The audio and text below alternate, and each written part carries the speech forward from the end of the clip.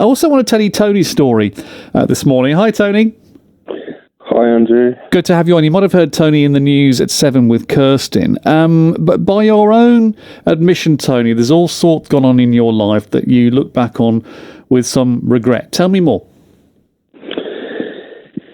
Yeah, it's been a hopeless kind of story, really. Drug addiction, alcoholism, crime, and I couldn't see a way out. And how did this begin, and what sort of age did things start going the wrong way for you? I've always had a struggle with authority, and I suppose from the age of 12 and experiencing the loss of my father, I found that hard to cope with and deal with, and by way of coping, I found alcohol and drugs. And as quite a young lad, how did you come across alcohol and drugs as a means to try and deal with the problems you were facing? Well, alcohol initially is widely socially acceptable, and back then alcoholism wasn't really a thing. It was socially everywhere, like literally everywhere. So easy to come across, easy to get hooked on. Yeah, most definitely. And you mentioned that your addictions led you to commit crime. What sort of thing? Initially, it was drugs. So got caught up in using cannabis, and then started selling cannabis. And as I progressed on to harder drugs, the crime escalated. To thieving, stealing, and burglaries, commercial burglaries. What led you to change things in your life? I'd had enough, really. I'd had a lot of attempts at treatment. I'd had a lot of prison sentences. Nothing worked. It got to the point of drugs that I'd used to manage. They were the solution, the coping strategy for difficult situations and feelings.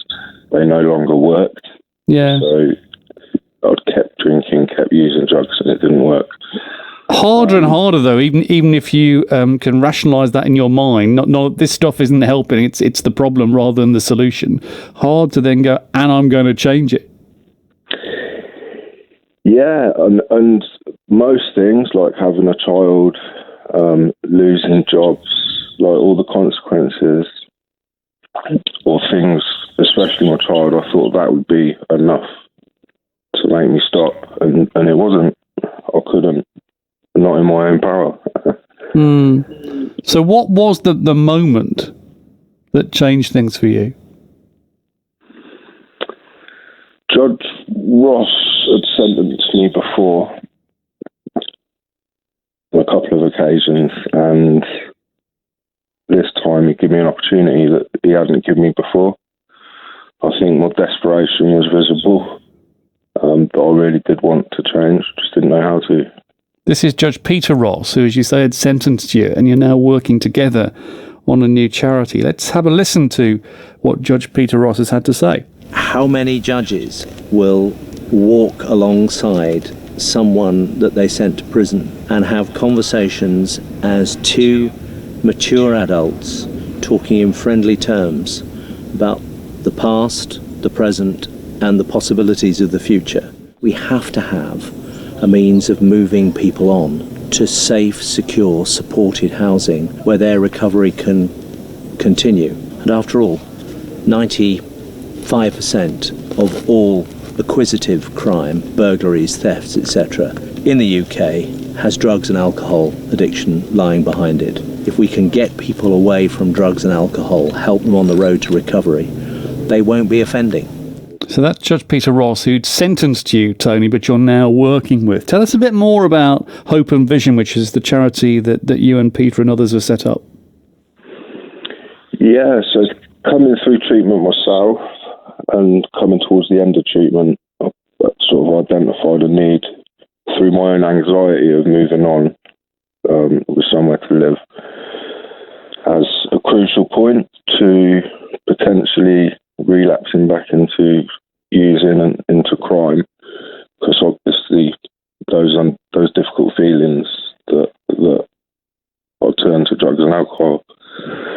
So I had the idea sort of to continue with a housing project to help other people like me, and relationships and environment has been key to recovery, and those have been developed over the 2 years I've been in treatment, and that's what's kept me clean.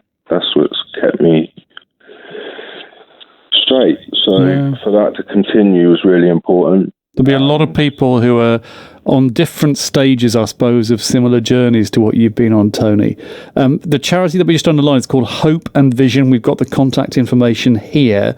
The idea is to provide safe accommodation for people who are at different stages along the drug addiction journey. Thank you very much indeed for talking to us, Tony. I wish you well, not only in your own life, but with the efforts you're making to help others. Thank you very much. Thank you. Thank you. For having me. Hope and Vision is the name of the organisation. We've got the information here for you.